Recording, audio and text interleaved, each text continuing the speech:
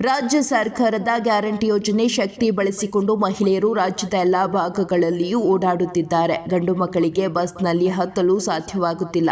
ಪುರುಷರ ಪರಿಸ್ಥಿತಿ ಕೆಟ್ಟದಾಗಿದೆ ಎಂದು ರಾಜ್ಯ ಆಡಳಿತ ಸುಧಾರಣಾ ಆಯೋಗದ ಅಧ್ಯಕ್ಷರೂ ಆದ ಶಾಸಕ ಆರ್.ವಿ. ದೇಶಪಾಂಡೆ ಹೇಳಿದರು.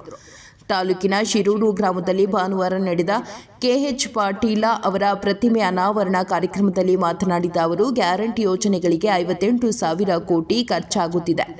ನಾನು 8 ಜನ ಮುಖ್ಯಮಂತ್ರಿಗಳ ಜೊತೆ ಕೆಲಸ ಮಾಡಿದ್ದೇನೆ. ಅವರವರ ಆಡಳಿತದಲ್ಲಿ ಎಲ್ಲರೂ ಒಳ್ಳೆಯ ಕೆಲಸಗಳನ್ನೇ ಮಾಡಿದ್ದಾರೆ ಎಂದರು.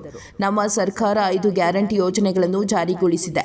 ಇದರಿಂದ ಕಾರ್ಮಿಕರು, ಬಡವರು ಸೇರಿ ಎಲ್ಲ ವರ್ಗದವರಿಗೂ ಅನುಕೂಲ ದೊರೆತಿದೆ.